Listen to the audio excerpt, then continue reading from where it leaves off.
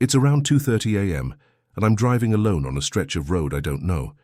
Been at it for hours, my eyes are burning, the road's a blur, and the hum of the engine is lulling me into that half-sleep, half-awake zone where you start questioning if you're even really there. You know what I mean, the kind of tired where the world outside your window might as well be a dream, and everything's just a flicker, a shadow, a quick flash of headlights and asphalt. I should have stopped for the night, but something told me I should push through. After all, I'd be back in the city soon enough. Not that I wanted to be there, not with the way things had been going lately. A fresh start out here on the road sounded good. The quiet, the solitude, perfect for a guy who wanted to be left alone. Just me, the wheel, and the occasional flicker of the tail lights ahead of me. But that night, something else was out there. I didn't know it yet, but I was about to find out. I've always liked the radio on these late-night drives. It's one of those little rituals that make the miles feel like they're passing faster, even if I'm just listening to static half the time. But tonight, there was something different. I was fiddling with the dial, trying to get a better signal for my usual station, when I picked up a low, crackling voice that cut through the static. "Hello, truckers and travelers on the midnight highway. This is your late-night call-in show, Dead Air. And you're live with me, Mitch." I blinked, half expecting it to be some late-night infomercial or a joke. But nope. The voice was clear, low, almost soothing. The kind of voice that made you lean in a little closer, like it was whispering just for you. I turned up the volume. "Every night folks call in to share their sins, their stories, their regrets," Mitch continued. "And tonight we've got something a little different, so call in. Let's talk."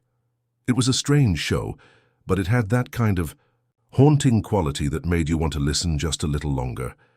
I couldn't place my finger on it, but the tone felt off. Like it wasn't just a radio show, it was something else. I don't know why I called in, but I did. I punched in the number, my thumb pressing the dial as I kept the wheel steady with my other hand. The phone rang a few times before Mitch's voice came back.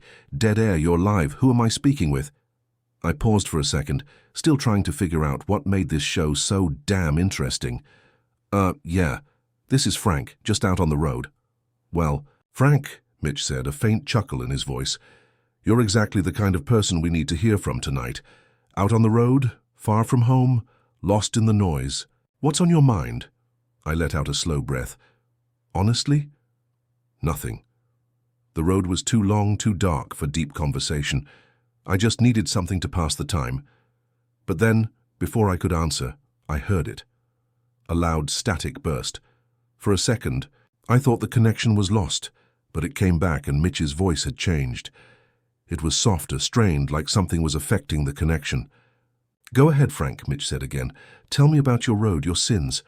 I swallowed. "I'm just driving, got no place to be, just me, the road, the truck," I muttered, my words sluggish from the long hours on the road. "No big sins, I guess."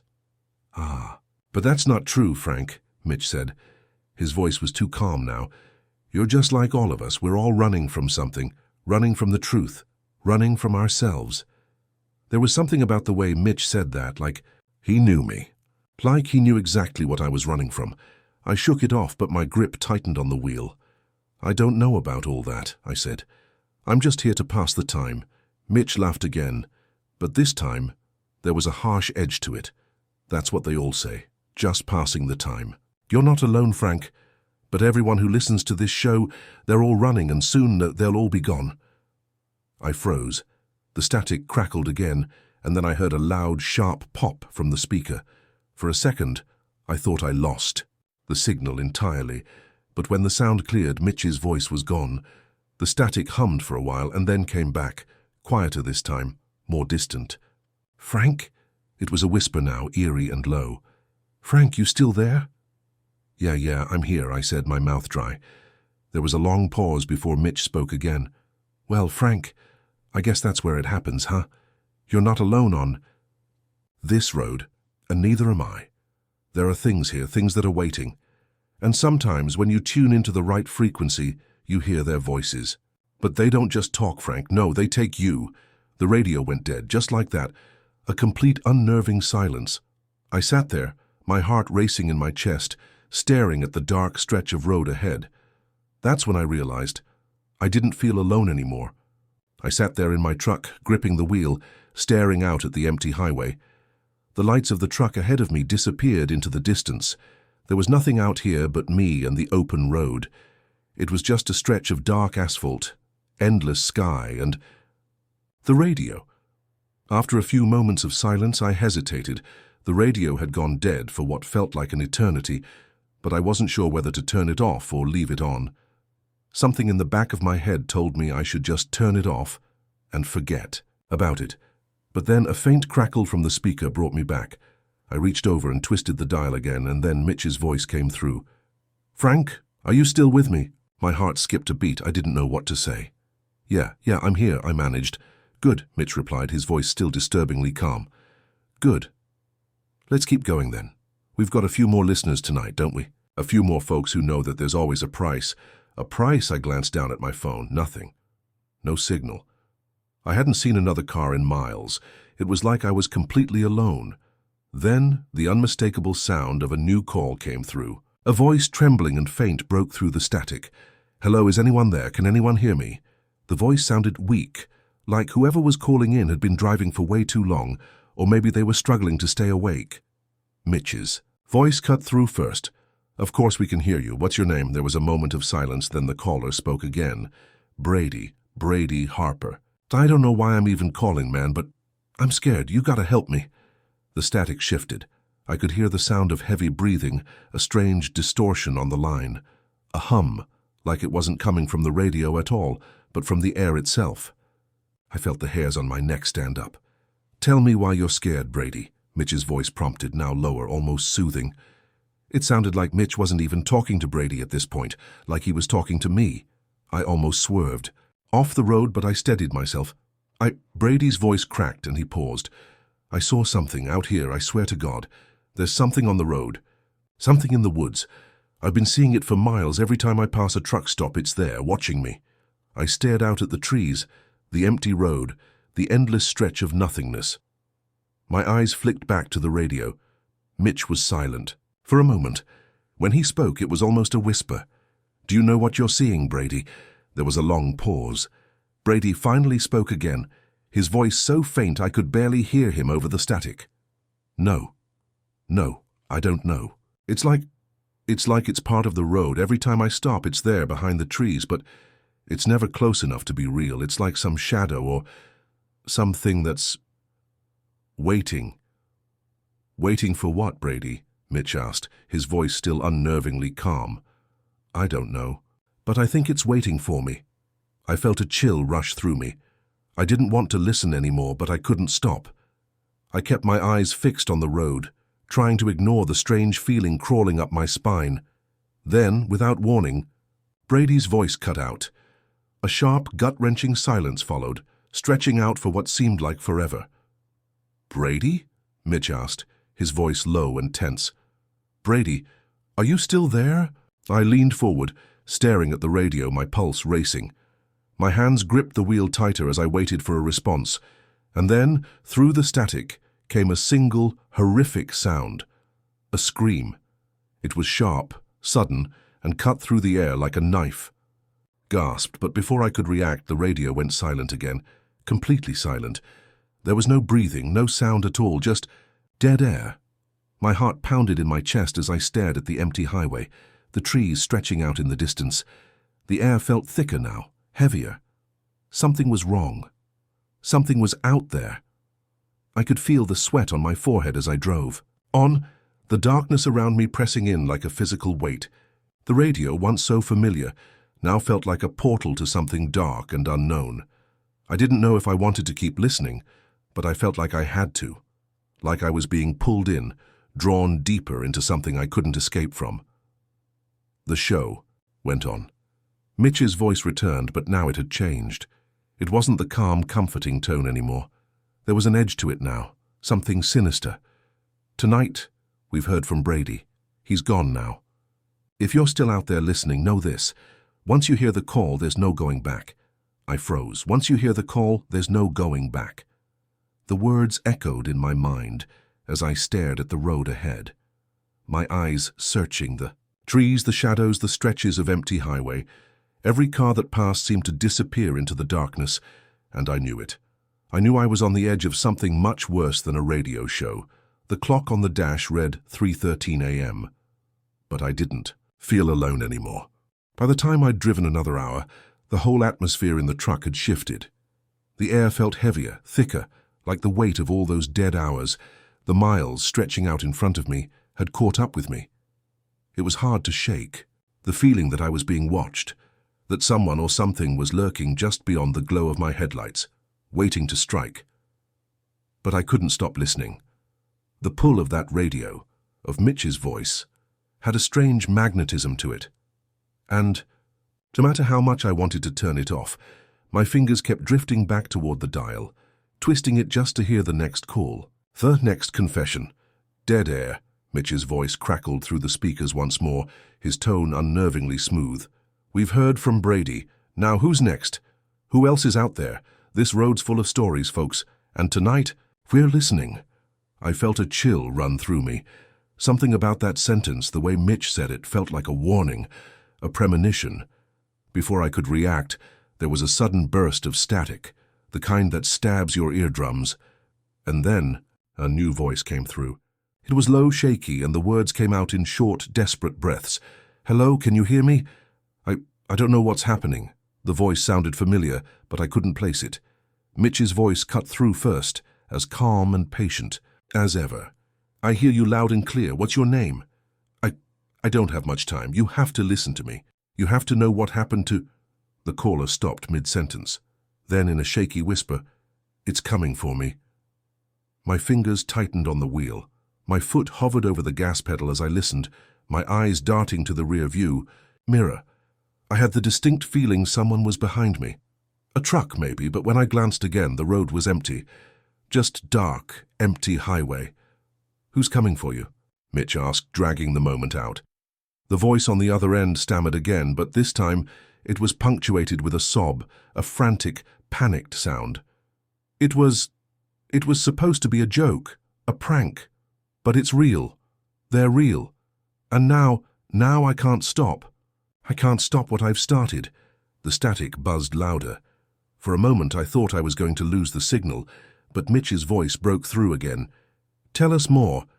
What do you mean, you can't stop? The caller paused for a long time, just long enough to make me wonder if they had dropped the call. Then finally the voice came through quiet, almost like a whisper. It's on the road. It's following me. I didn't know what I was doing when I picked up the map. I didn't know what I was calling, what I was inviting. But now, it's coming for me. I can't get off the road. I froze. My hand was still on the radio dial, but I hadn't touched it. Mitch's voice came through again, now almost a gentle lull, coaxing out the caller's confession. What did you invite? What's chasing you? Mitch asked. I could hear the caller's breath quickening. The thing I saw, it wasn't a truck, it wasn't a man, it was something else, something that shouldn't exist. It moves like it's part of the road, part of the world around us, but it's not. I tried to call the number I saw on the map, and now it won't stop, it won't leave me alone. A cold shiver ran up my spine. My eyes were locked on the road ahead, but my mind was racing. A map. A number on the map. What the hell was this guy talking about? And that's when I heard it, the sound that makes your blood run cold, a truck engine. But not just any truck. This one was low, guttural, like it was dragging something heavy, something wrong. I looked in the rearview mirror again, but there was nothing, just a dark stretch of road, nothing behind me. The caller's voice grew frantic. It's coming, it's right behind me. I glanced at the clock on the dashboard. It was 3:42 a.m. No other vehicles had passed by. I hadn't seen a single set of headlights in the last hour, and yet, help me, the caller screamed, his voice breaking. It's real, they're real. And then the call went dead. Just like that. The line went completely silent. I stared at the radio, my chest tightening. I couldn't move. I couldn't breathe. Mitch's voice came back through, but it wasn't the same as before. It wasn't even human anymore. Some of us are always on the road. Some of us are stuck there forever, Mitch said, his voice distorted now, garbled by static. And those who choose to follow the sign, well, they become part of the road too. They're never truly gone. My blood ran cold. I reached out to turn the dial, but the radio didn't respond. The static continued, louder now, filling the truck's cab with a white noise that made my skin crawl. I could feel my heart racing. There was a sound, soft, almost imperceptible, a faint tapping like someone knocking on the windows. I jerked my head to the side, but nothing was there. Nothing except the endless dark. I was alone, or at least I thought I was. Suddenly, the radio went quiet again. No static, no Mitch's voice, just silence, and then a new voice broke through. Her voice I wasn't expecting. It was mine. I didn't know how it was even possible, but the voice on the radio, my voice, came through, crisp and clear, and it said something I'd never thought I would hear. "It's your turn now." I froze, my blood going cold. I don't know how long I sat there after the radio cut out. The clock on the dash blinked in the dim light, 3:57 a.m., but time felt like it had stopped entirely. My hands were slick with sweat, my heart still racing as the air around me felt suffocating.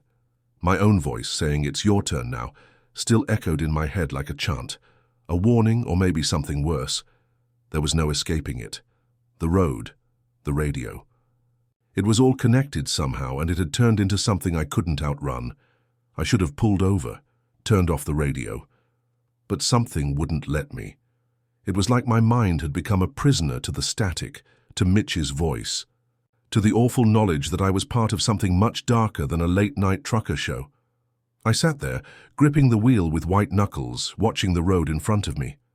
It was just me out here now, no other vehicles, no other lights, just miles of empty highway stretching into the unknown. But then in the distance a flicker of headlights caught my eye, a truck. I wasn't sure why, but I felt a sense of relief when I saw it. I wasn't alone. Someone else was out here, driving along the same road. It wasn't just me, trapped in the dark, listening to that creepy voice, but the relief didn't last long. I watched as the truck got closer. It was an old rig, worn down like it had seen better days. But what caught my attention was the way the headlights cut through the fog, sharp, clear and unmoving. It didn't seem to flicker or swerve like every other vehicle I'd seen.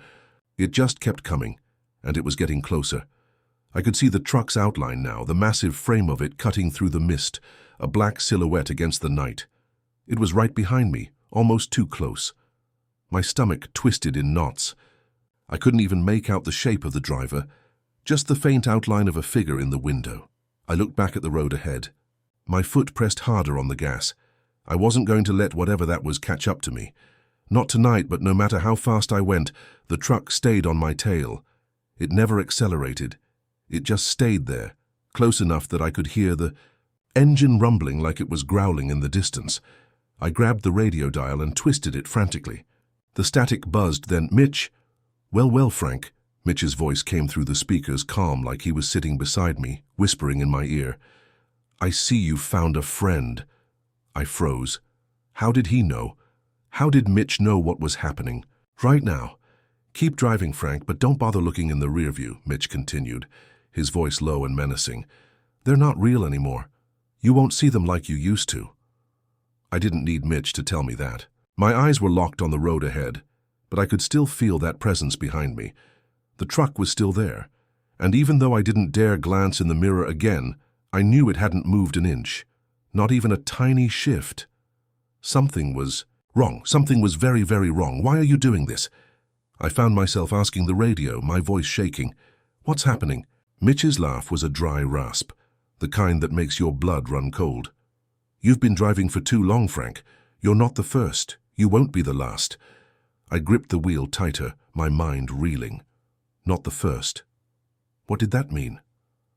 Was still staring ahead, desperate to keep my focus when a noise cut through the quiet. A voice. Faint. Barely there, but unmistakable. A man's voice, too distant to be clear, but the words were enough to send a shiver down my spine. "Help. Me." It was barely a whisper, like it was coming from the woods from the side of the road. I jerked my head to the left, but there was nothing.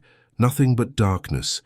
Then the truck behind me started to accelerate, slowly at first, then faster. I pressed my foot harder on the gas. I had to get away. I had to outrun whatever this was. But no matter how fast I went, the truck stayed on me, its headlights cutting through the dark like twin searchlights. And the closer it got, the more I could hear it. The engine wasn't a truck's engine anymore. It was something deeper, something unnatural, like a hum, like a machine running on something that wasn't just fuel. I glanced at the rearview mirror, my heart racing. And this time, when I looked, I saw it, the figure in the driver's seat. It wasn't human, it wasn't even something I could describe. The face, it was gone. There were just black eyes like endless pits and a twisted, gaping mouth that stretched impossibly wide, as if it was too big for the face it belonged to. My blood turned to ice. I swerved the truck sharply to the right, trying to break free, but the headlights kept coming like they were attached to me, like they were following my every move. The figure in the truck didn't move. It just sat there, watching me, waiting. And then, something changed in the radio. A new sound, a low growl. But it wasn't coming from the truck, it was coming from inside the truck, the static. It hummed louder, darker, and then I heard it again. Help me. This time the voice was clearer. It was coming from the radio. No longer distant, no longer faint, it was right there, right inside my truck, in the very air I was breathing. Help me, Frank. It was the voice of the caller before, Brady. It sounded like he was right next to me, trapped in the static. The truck roared louder behind me, shaking the mirrors. My hands were sweating so much I could barely keep hold of the wheel. The presence, the thing in the truck, was growing closer. Its monstrous face appearing in the mirror now, inching toward me. My eyes locked on the road ahead. I had to get away. I had to do something before it was too late. Suddenly Mitch's voice cut through the chaos once more. But this time, it wasn't calm. It wasn't soothing. "You can't outrun it, Frank," Mitch rasped. "You can't escape. What's already inside you?" I felt the weight of the words hit me like a ton of bricks. Inside me, that's when I understood. The truck, the radio show, the people vanishing. It was all connected. Somehow, I had become part of it.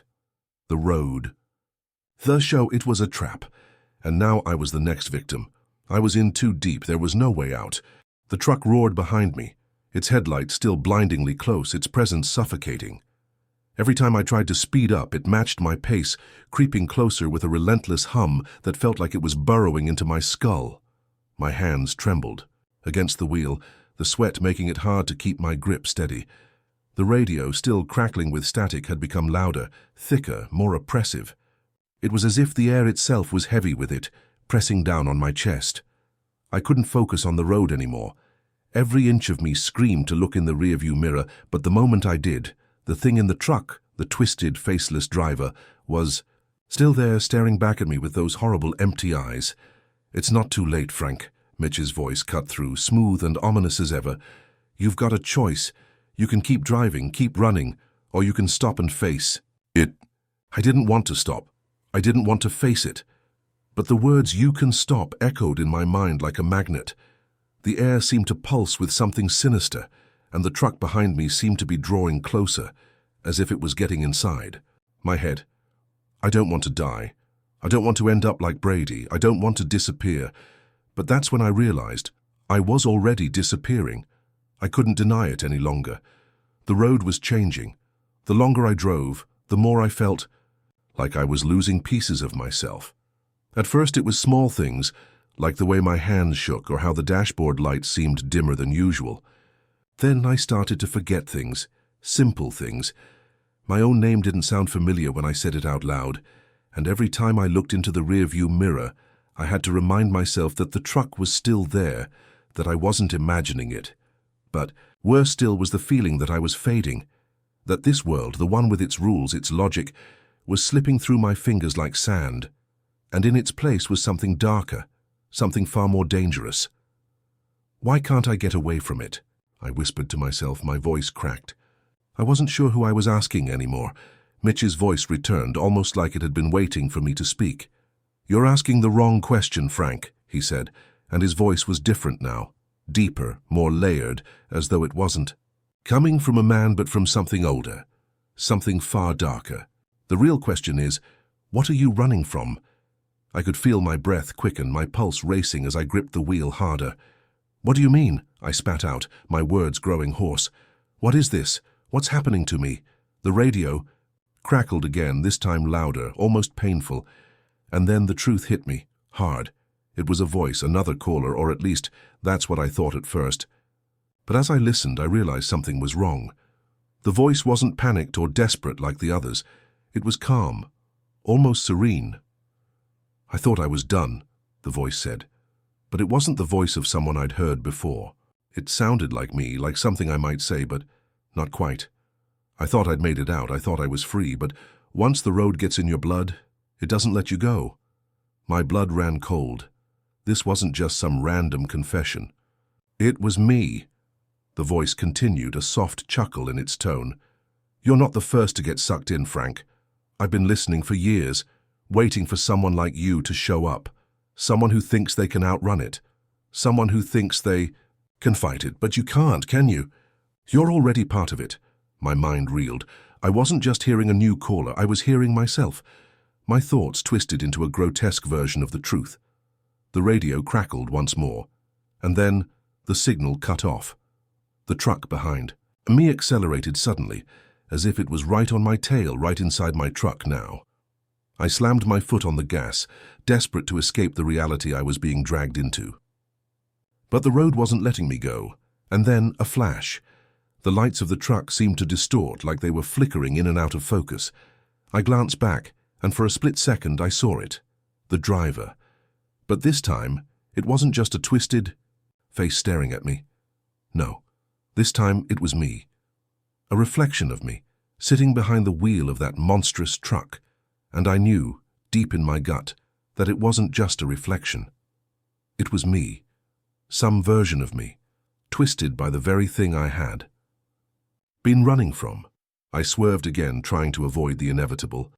But no matter how much I tried to break free, I couldn't. The road, the radio, it was pulling me in. I didn't know how much longer I could hold on. Was I becoming one of them? The radio flickered back to life, and Mitch's voice returned, smooth and calm as ever. "You thought you could escape," Mitch said, as if we were having a casual conversation. "But Frank, the road's already inside you, and it's not going to let you go." I slammed the brakes, hoping that maybe, just maybe, I could stop the madness. But the truck behind me? It didn't stop. It was too late. "We're all just passengers, Frank," Mitch continued, his voice growing darker with each word. "We drive this road for eternity, running from something we don't even understand. But the road is always watching, always listening." The air in the truck felt suffocating now. The weight of the darkness around me was pressing on my chest, making it hard to breathe. I had to do something, anything. I couldn't let it take me. I tore my eyes away from the rearview mirror, fixing them on the road ahead. That's when I saw it, an exit ramp in the distance. I hadn't seen it before, but I didn't care. Maybe it was a way out. Maybe it was my chance to break free from whatever this nightmare was. I turned the wheel, aiming for the ramp. But as I did, I saw the truck in my mirror again. And this time I knew it wasn't a reflection, it was real, that thing was real, and it was coming for me. The road stretched ahead, a never-ending ribbon of blacktop cutting through the thick darkness like a scar on the earth. The truck behind me had become a living, breathing thing. Every time I glanced in the rearview mirror, it was closer. Its headlights blinding, its engine growling like a beast hungry for its next meal. I couldn't outrun it anymore. I could feel it in my bones. My hands were slick with sweat, my pulse thumping in my throat. Every time I looked into the mirror, I could see myself, not the version of me that I used to know, but some twisted reflection, a version of myself that had been pulled from the deepest corners of the radio static. I slammed the brake, hoping the sudden stop would throw off whatever was following me, but it didn't. The truck didn't even flinch. It stayed right there, tailing me as if it were part of my own shadow. I was running out of options, running out of time, and I knew that. The eerie, oppressive hum of the radio filled the truck, the static buzzing louder than the engine, like it was alive and whispering my name. I had to make a decision. Do I stop and face whatever's in the dark behind me, or do I keep running and risk never escaping?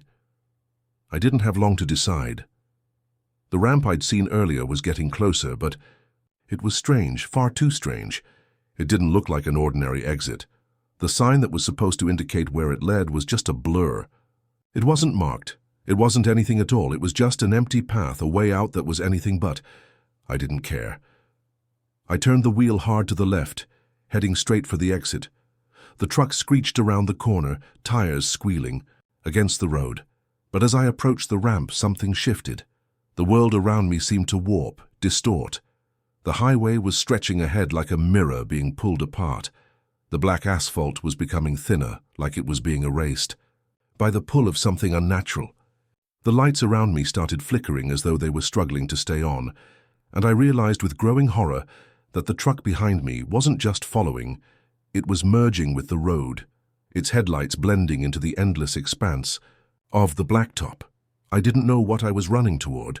I didn't know what the exit was meant to be, but I had no choice. The only way out of this nightmare was to drive through it. I pushed the pedal to the floor, but the truck, as it wasn't behind me anymore, the road shifted, and the world bent in on itself. I felt a crushing pressure in my chest, like the air was being sucked out of the truck. The static on the radio started to speak again, but it wasn't Mitch anymore. It was a chorus of voices overlapping, speaking in whispers. "There's no escape, Frank. You're already one of us. You can't outrun it forever."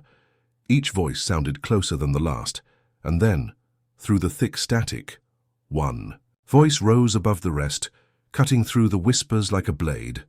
"You were always meant to be here, Frank." It was Mitch. But it didn't sound like Mitch anymore. His voice was distorted, hollow, as if it were coming from somewhere deep, within the earth, somewhere far, far away.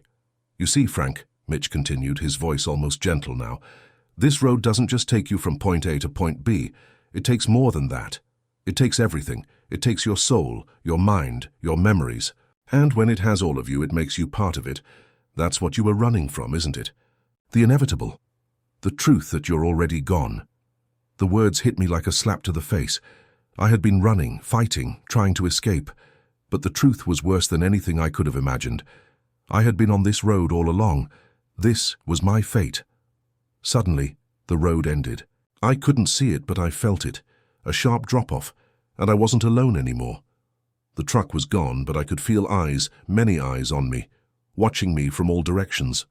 I slammed my foot down on the brake, but it didn't matter. I was already there. Then a figure appeared in the darkness ahead. At first I thought it was just a shadow, a trick of the light, but no.